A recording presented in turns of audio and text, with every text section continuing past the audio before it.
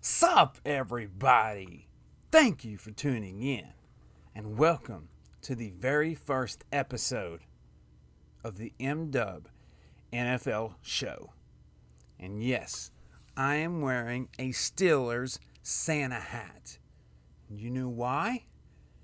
Because tomorrow kicks off the NFL season, baby. Well, actually kicked off Thursday night, which we'll talk about that game as well. And then we're going to go over the complete list, the complete schedule for tomorrow's games. I'm going to tell you exactly what I think about each one of those games. And I'm even going to give you my winners. And I'm even going to predict the score. And we'll see just how good I am. We'll see. But thank y'all for tuning in. And, so first NFL show. Hope y'all enjoy.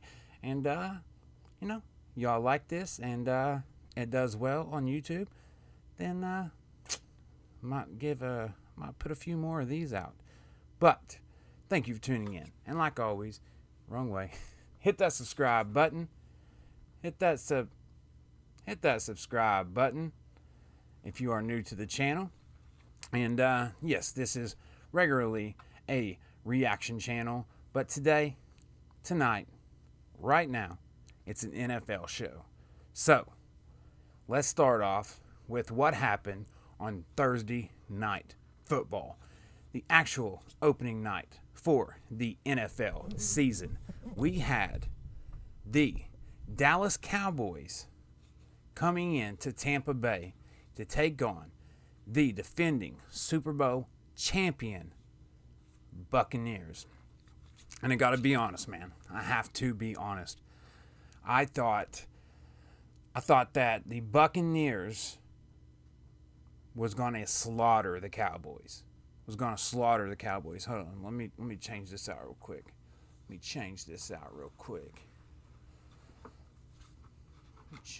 There we go. Oh yeah. And I got my terrible towel. We'll talk about that here in a few.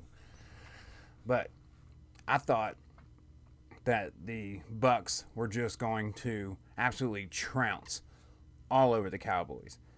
Because last year, their defense was so horrible. And just so y'all know, yes, I do have a green screen behind me. And, but yes, I know. I'm not trying to use it. I'm just using it to cover up stuff behind me. So, you don't have to message me and say, your green screen ain't working. Yeah, I know. I haven't got all that set up yet. But as you can see right here behind me, I got my softbox lighting kit in. So, I'm stepping up in the YouTube game, in the video game, y'all. So, but yeah, so I'm not trying to use the green screen. It's just there. And but surprisingly, the Cowboys hung in there with them from opening kickoff up until the final 7 seconds of the game. And as usual, as expected, Tom Brady, even though he's 106 years old, Tom Brady still was Tom freaking Brady. I mean, what else do you expect? Yes, I know, he's not 106 years old, but he is 44 years old. 44, and he's out there throwing it around like he just got freaking drafted by the Patriots. Except it would be the Bucs. But man, I don't know. I'm pretty sure Tom Brady has found the fountain of youth. He just ain't telling nobody. Well, he might have shared it with Gronk. Him and Gronk, they might know. But man, we've never seen anybody like it. We've never seen anyone like Tom Brady. Winning his first Super Bowl in 2001. winning the Super Bowl last year in his first season with the Buccaneers, 19 years later, for his 7th Super Bowl ring and his 10th Super Bowl appearance. Absolutely crazy. Absolutely crazy. But yeah, the Cowboys hung in there with him. There was the Bucs, man. The Bucs turned it over 4 times. 4 times. And I think the Cowboys, you turned it over once or twice. But the Cowboys won the turnover game.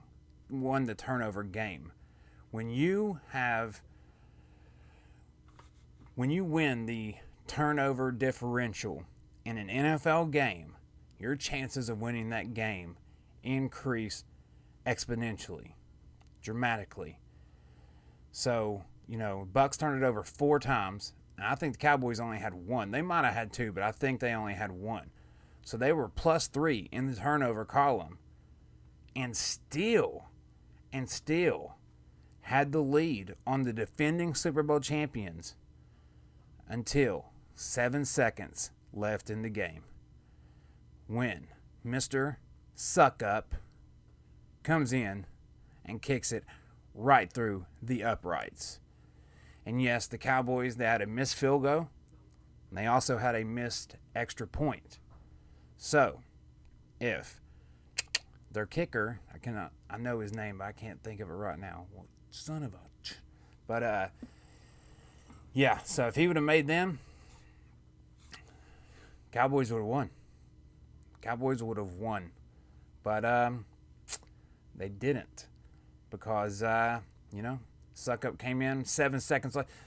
Cowboys gave Tom Brady way too much time. You cannot give the GOAT, the GOAT, greatest of all time,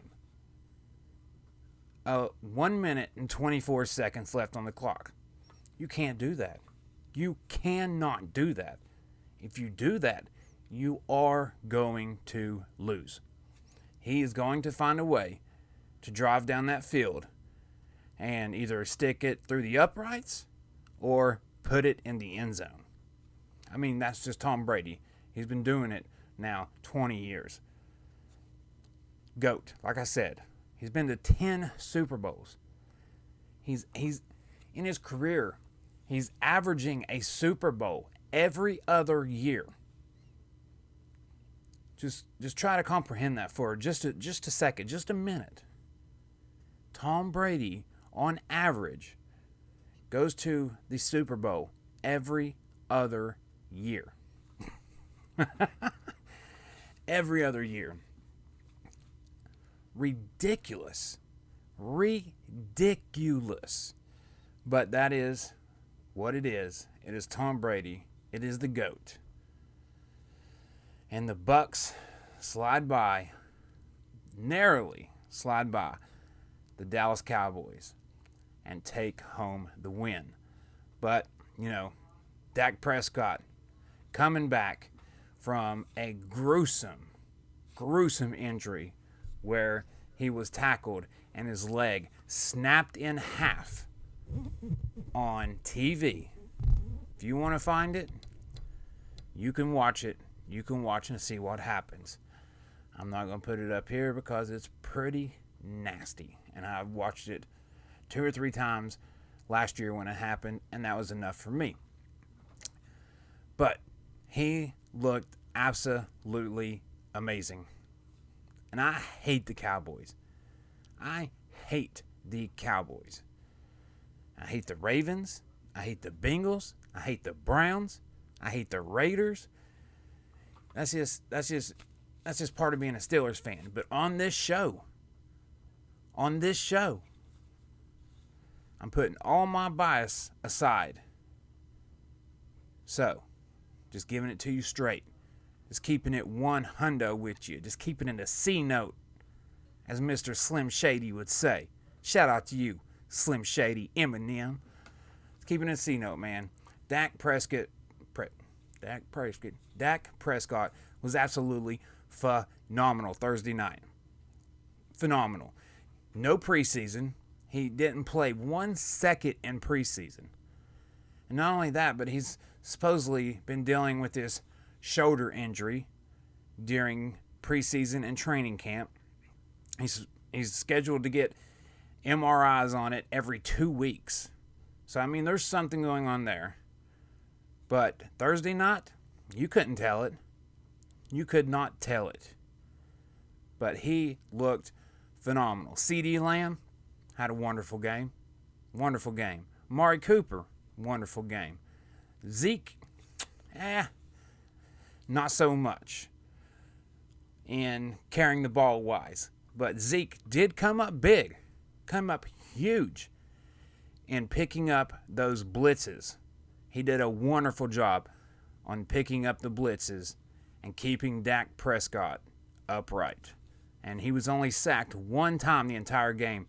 And Zach Martin, the best player in Zeke Elliott's own words, the best player on the Cowboys offense, Zach Martin, their offensive lineman, was out of the game because he had tested positive for COVID. So he didn't even play. And he was only sacked 1 time against that Bucs defense, who last year was absolutely ferocious. And if you watch the Super Bowl, you know what he did to Patrick Mahomes. Yeah, Patrick Mahomes' offensive line was absolutely decimated by the time the Super Bowl came around, but still a great defense. So, I think the Cowboys are going to be much better than what people originally thought, especially if Dak Prescott can stay healthy. If he stays healthy, the Cowboys are in pretty good shape. But I did see where Lyle Collins, another one of their offensive linemen, one of their star offensive linemen, got suspended for 5 games. I have not looked into it to see exactly what the suspension is for, but he is now officially suspended for 5 games. So, that was what we kicked off with on Thursday Night Football, and I'm sure most of you NFL fans out there watched it. So, let's go on to tomorrow's lineup. Yeah, let me get a drink real quick. So, tomorrow, we're going to go down the list. And I'm going to go game by game and tell you what I think. And of course, some of these are going to be nice and short and sweet. And some of them are going to be, I'm going to go a little extensive on some of them. Most of the ones that I'm going to go a little longer on are the more important games. The more better teams per se. So we are starting off with the Jacksonville Jaguars taking on the Houston Texans. This game is in Houston. And, oh man, I tell you, Houston is in bad shape. Bad shape, man. Bad shape. So, with no Deshaun Watson at QB, and Houston already trading away all of their top talent, and that's true, they have, I see Urban Meyer and Trevor Lawrence capturing their first NFL victories on Sunday, defeating the Texans. And I believe the score of that game will be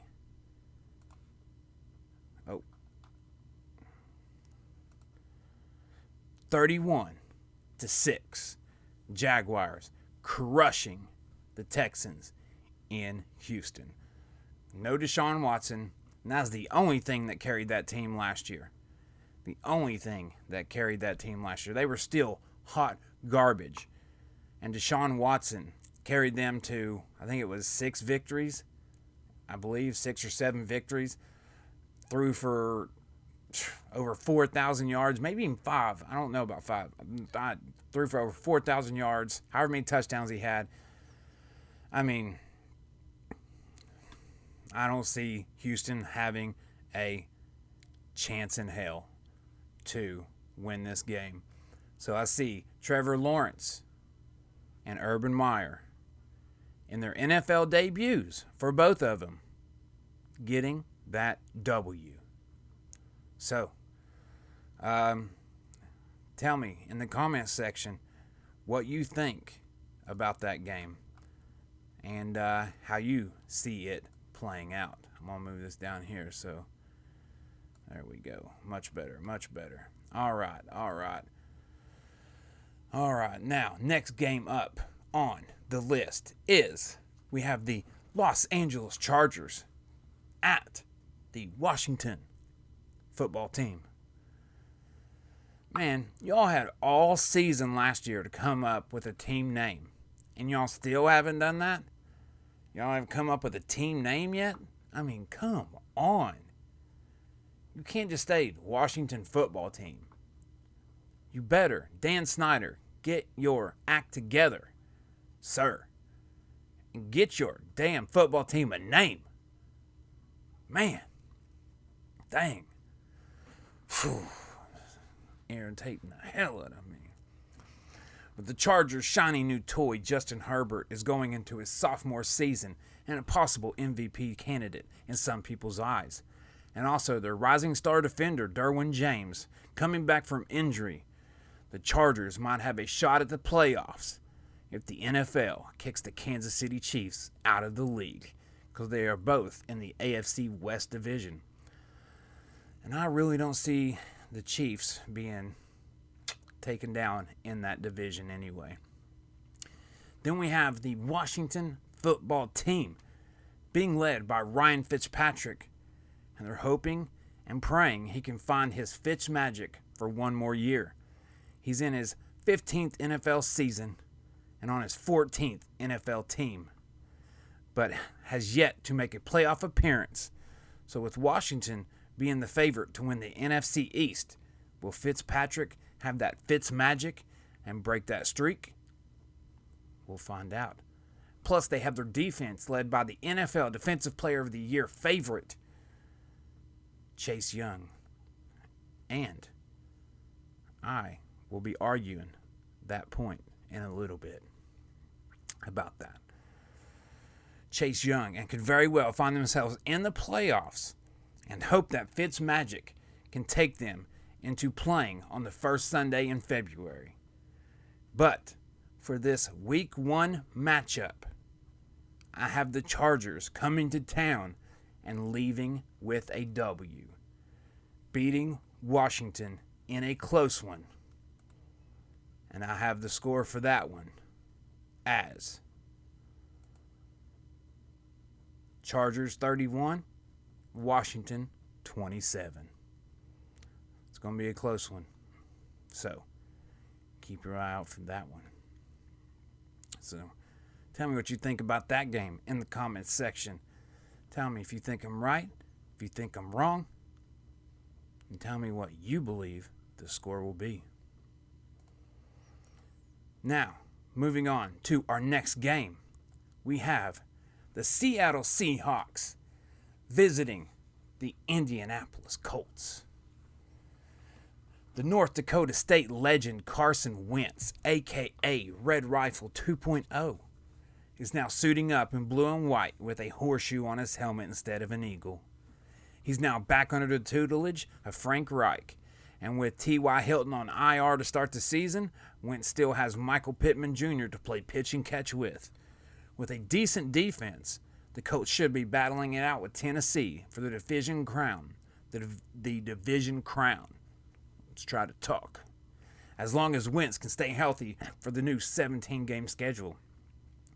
The Seattle Seahawks, led by their top-tier star quarterback, Mr. Russell Wilson, who of course has beast wide receiver DK Metcalf and speedster Tyler Lockett to throw the ball to, and Chris Carson to handle the run game. On the defensive side of the ball with Carlos Dunlap, Bobby Wagner, and Jamal Adams, they should be all right as long as they can stop the run, unlike last year. I have Seattle reaching nirvana and stealing the home opener from Wentz and the Colts in a back-and-forth battle. And I have the score of that game being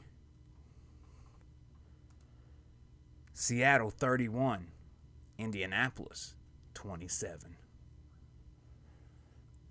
And again, let me know in the comments if you think I'm right, if you think I'm wrong, and let me know what you think the score will be. Moving on to our next game, we have the New York Jets visiting the Carolina Panthers. Oh snap! Here's one that is going to be a must-watch. And yes, I know you're flabbergasted that I said a New York Jets game is a must-watch. And yes, it is weird on the ears, but we have Sam Darnold, who was the Jets' first-round draft pick in 2018.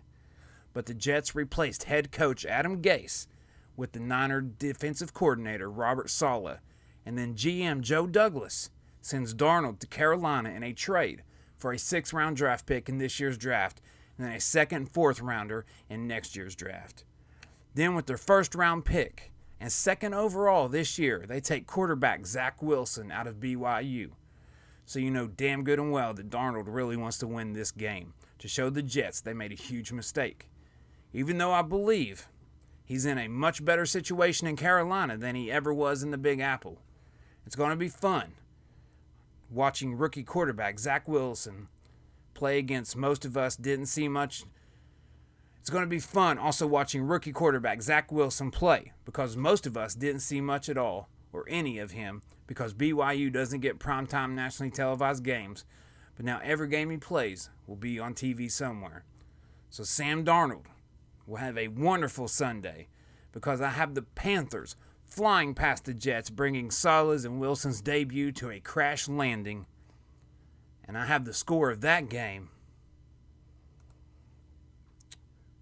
Carolina 38, New York Jets 24. So I think Darnold gets his revenge and has a wonderful week 1. Moving on to our next game, we have the Minnesota Vikings visiting the Cincinnati Bengals. That's my name. Vikings visiting the Bengals. For all you Bengals fans out there, give me respect. By God, Bengal Bob, you know who you are, you cocksucker. I love you, though. Your Bengals are going to suck again. That's okay, though. You know I love you. Now, the Bengals have Joe Burrow coming back after a season-ending knee injury last season and now has his LSU championship teammate, wide receiver Jamar Chase, to throw the ball to. And it's a good thing since injury-prone A.J. Green is now in Arizona opposite DeAndre Hopkins. He also still has Tyler Boyd and T. Higgins, so that wide receiving core should have a good year. The defense is still a big question mark for sure, but we'll wait and see how they will do. Minnesota is counting on completely guaranteed Kirk Cousins to take another step toward this season in those big games with Justin Jefferson and Adam Thielen to catch his passes. Hopefully Dalvin Cook can stay healthy, because if so, then he might just get that rushing crown this season. So with all of that said, I have the Vikings pillaging the Bengals in a score of 31-14. Sorry, Bobby. You're going to be 0-1, my friend. Don't take it hard, Bengals fans. Don't take it hard. I think you're going to have a lot of L's this year. Just saying. I could be proved wrong. Who knows? Zach Taylor may have that team on the right track this year. But we'll just have to wait and see. Next game, we have the Arizona Cardinals visiting the Tennessee Titans. Arizona has added another weapon to their arsenal with A.J. Green, as long as he can stay healthy for a complete season, especially with DeAndre Hopkins on the other side, plus speedy Christian Kirk. So third-year quarterback Kyler Murray should have a monster fantasy season. Their defense is now led by J.J. Watt and could be something very interesting this season. Tennessee is coming in this season with an offense loaded with talent, starting with the best running back in the game right now, Derrick Henry. And A.J. Brown now has Julio Jones to share the ball with, but should only help with both of their stats because you can only double team one of them. Tennessee still has a shout. I guess I could spell check, couldn't I? Tennessee still has a stout defense. And yes, Coach Vrabel will have them prepared to play some smash-mouth defense. I think this one will be a must-watch shootout with Tennessee just edging out Arizona with a last-second field goal. And I think the score of this game will be Tennessee 38, Arizona 35. In the comments section, make sure you let me know what you think about this one. Am I right? Am I wrong? And what will the score end up being? The next game, we have the San Francisco 49ers visiting the Detroit Lions. San Francisco did use their first round, number 3 overall pick in this year's draft on a quarterback from North Dakota State, Trey Lance, even with Lance only playing one game in 2020. Coach Shanahan will probably be using a package of plays for both Garoppolo and Lance, but it will work and how long but will it work and how long will it last? We do know this will be Jimmy G's last season in the Bay Area, but I believe Lance takes over sooner rather than later, and the Niners trade Garoppolo before the deadline. To who, though? I have no idea. Detroit is Detroit, and now we have a new quarterback, Jared Goff. They should be doing what they usually do and be fighting for the first overall pick in next year's draft. I have San Fran tranquilizing the Lions with a score of Niners 35, Detroit 10. Get used to it, Detroit. Well, I don't have to say get used to it. You are used to it. You know what I mean? I really feel for you. I sincerely feel for you because your organization is the most poorly run organization in sports. You had Barry Sanders. You ran him out of town. Made him retire. You had Megatron, Calvin Johnson. Ran him out of town. Made him retire. Man, 2 Hall of Famers. And because Detroit front office doesn't know what they're doing, they both retired.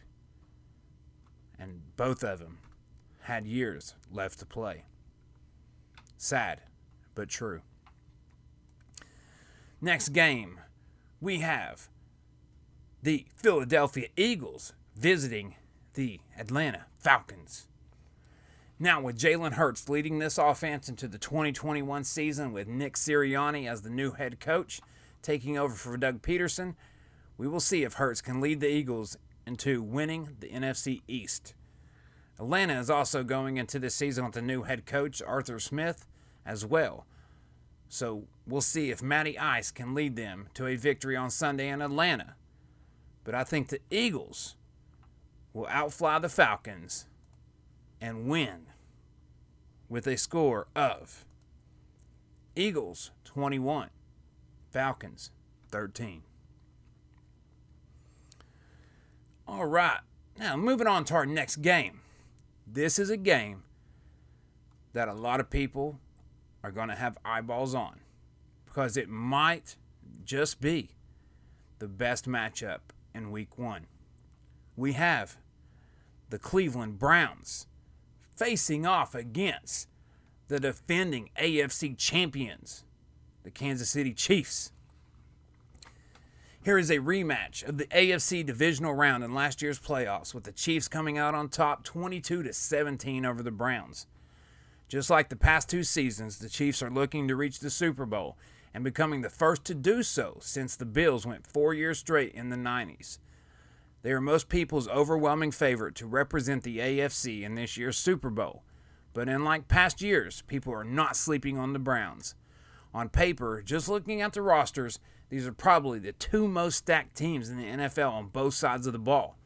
With Cleveland and Baker Mayfield getting Odell Beckham Jr. back from injury, some might ask, will it run as smoothly when he was off the field? Because Baker has seemed to play much better with ODB on the sidelines. It seems that Baker sometimes tries to force the ball to Beckham instead of making the correct pass, and most assume this is because Baker is trying to keep his diva wide receiver happy. But I believe that Mahomes, Hill, Kelsey, and Clyde Edwards-Helaire will go into Week 2 1-0 after winning in a high-octane shootout with Baker, ODB, Landry, Hunt, and Chubb, with a score of Chiefs 42, Cleveland 38. Why are these on? All right.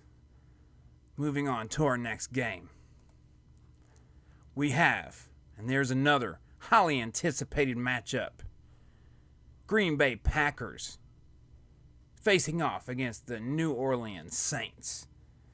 And yes, the Saints are the home team in this game, but they will not be playing in the Superdome because of Hurricane Ida.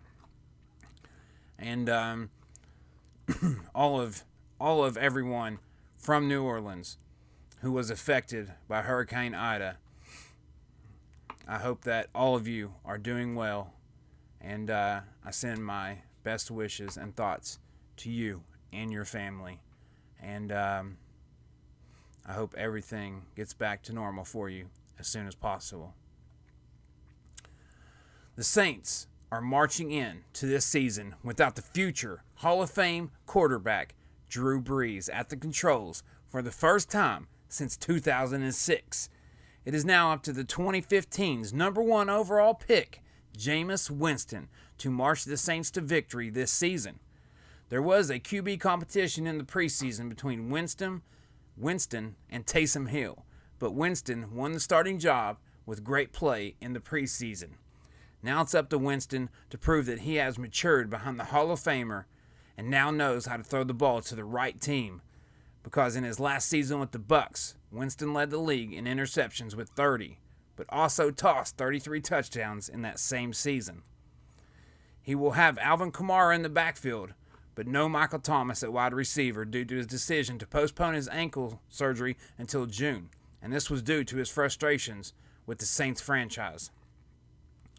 So this Saints team will definitely look different than years past, and we will have to see if head coach Sean Payton can get his team on the right track and get his offense running efficiently. But speaking of frustrations with their franchise, Aaron Rodgers has made it perfectly clear he does not agree with the moves his front office has made over the past couple years, starting with drafting quarterback Jordan Love with a first-round pick in the 2020 draft. And they also made a trade to move up and get him. Everyone thought for sure that they would grab a new shiny weapon to add to Rodgers' arsenal, but stunned the world when they took the quarterback from Utah State. He does still have his number 1 wide receiver Devontae Adams and Aaron Jones in the backfield, but will this be enough to get the Packers to the promised land? Because most believe if the Packers do not reach the Super Bowl, then Rodgers will be suiting up in a different uniform next season. So I believe that the Saints will hold off Rodgers and the Packers, winning their home opener, but just barely, with a score of... Oh, I have that backwards. My bad. First mistake. First episode, we're going to make mistakes. My apologies. It's going to be Saints 28, Packers 27. Dang it. Thought we was going to be error-free for once. That's okay. We will be flawless in week 2. All right, our next game, we have the Denver Broncos taking on the G-Men of New York, the Giants. Denver had drafted Drew Lock with the 42nd overall pick in the 2019 draft, But this offseason, they traded a 6th-round pick to Carolina for quarterback Teddy Bridgewater after Carolina made a trade to acquire Sam Darnold from the Jets. So now with Bridgewater starting at QB and Cortland Sutton and Jerry Jeudy at wideouts and Melvin Gordon running the rock, I believe the Broncos won't have any issues putting points up on the board. The defense still has future Hall of Famer Von Miller, but have Bradley Chubb listed as questionable, so we'll have to wait and see how the defense holds up. The Giants still have Danny Dimes at QB, and their stud running back Saquon Barkley listed as questionable but expected to play, and Kenny Golladay, Sterling Shepard, and Darius Slayton at wide receiver, which sounds really good, but can that offensive line keep Danny Dimes upright and able to throw the ball downfield?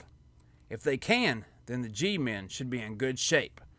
But I have the Broncos bucking the Giants in the Meadowlands and winning with a score of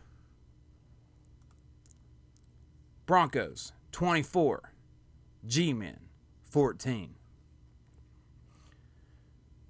In the comments section, let me know if I'm right or if I'm wrong and what you think the score will be.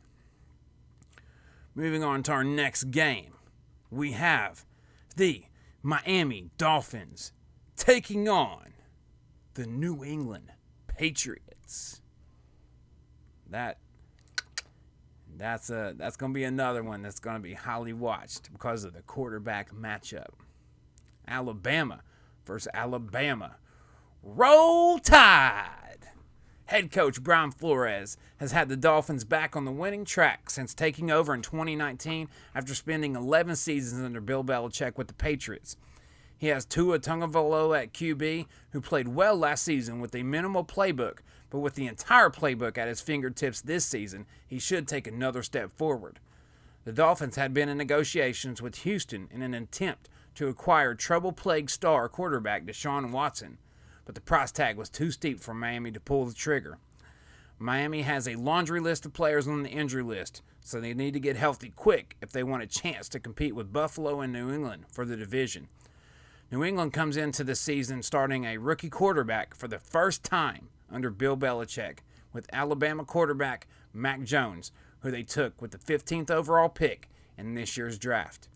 They did have former league MVP Cam Newton playing quarterback, but recently parted ways with the aging superstar and turning the play calling over to the national championship quarterback Mac Jones.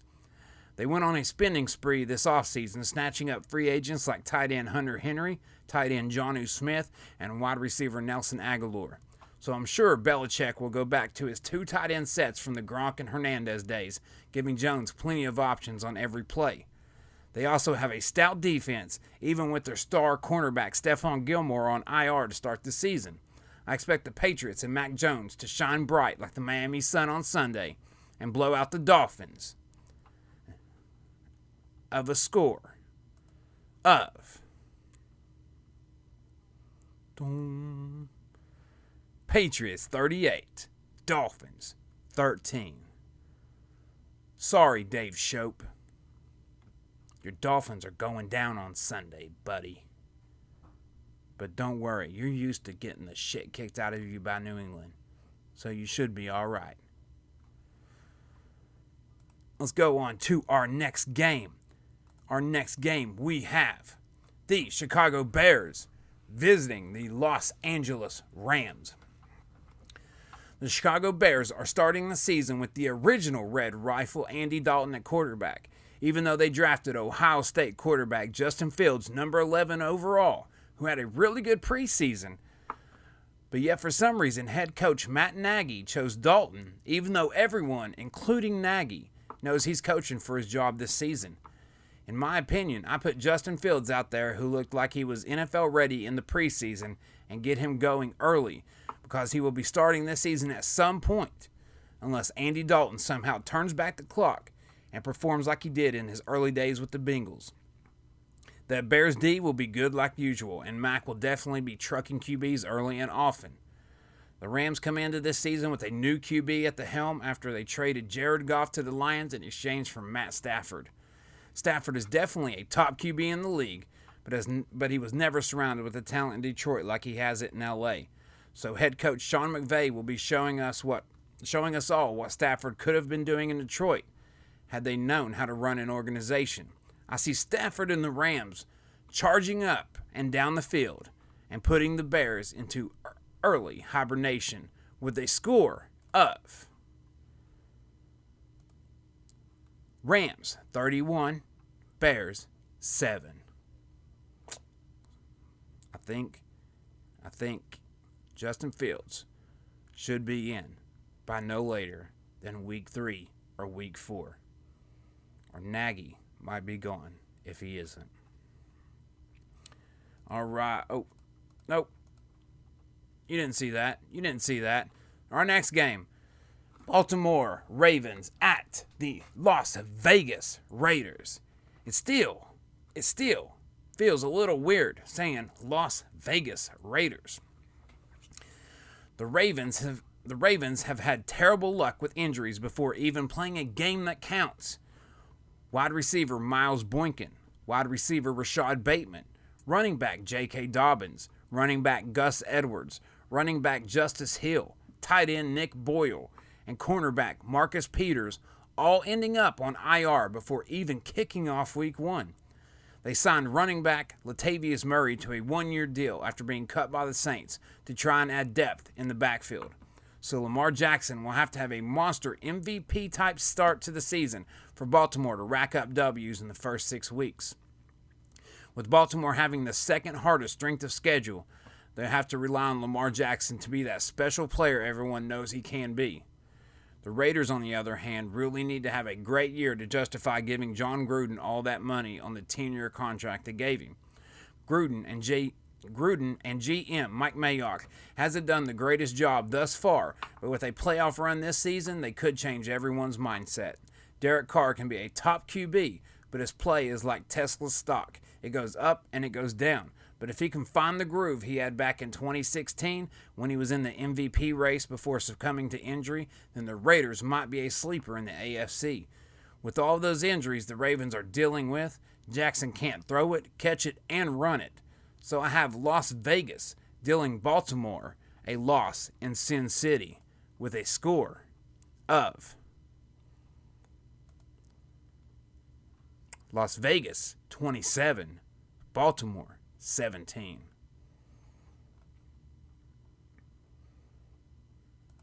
And now, the last game on the slate for tomorrow.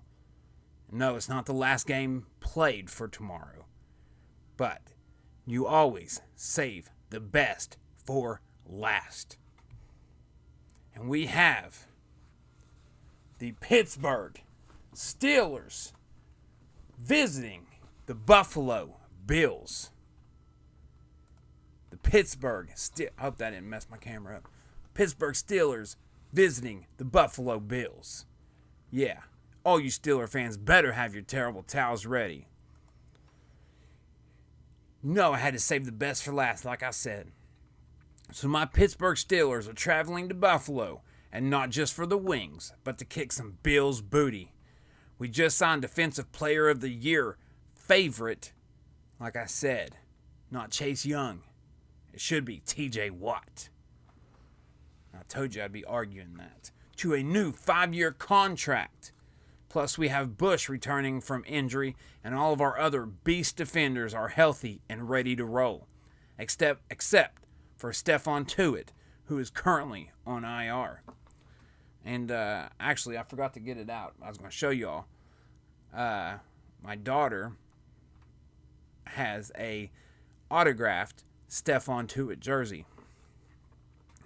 But I forgot to get it out. We got TikTok legend, wide receiver Juju Smith-Schuster to come back for at least one more year. Beast wide receiver Chase Claypool entering his sophomore season. Speedy wide receiver Deontay Johnson, bulky wide receiver James Washington, tight end Eric Ebron, and rookie tight end Pat Freiermuth, who showed promise in his preseason play. And of course, we now have Roll Tide! First round draft pick, running back Najee Harris in the backfield. Of course, we still have future first ballot Hall of Famer Big Ben Roethlisberger at QB for at least one more season. And yes, he is 39 years old, but he's healthier and lighter than last year when he put up 33 touchdowns to only 10 INTs. And I see him have a monstrous year and throwing 40-plus touchdowns this season. Yeah, you heard me. You heard that right.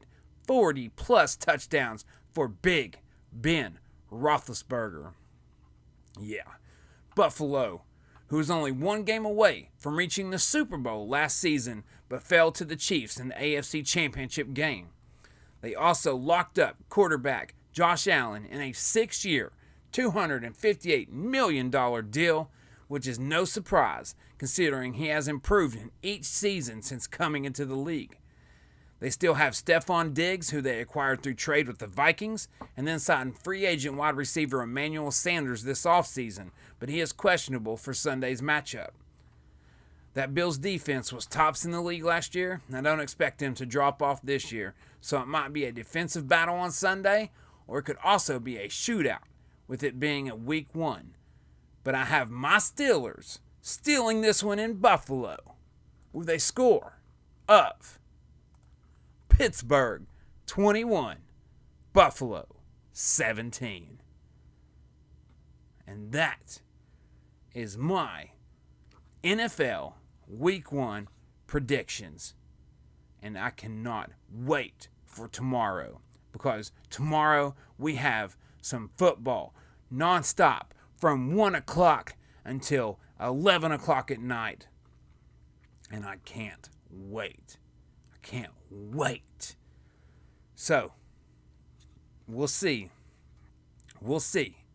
just how good my predictions were. And we'll see just how good my scores were.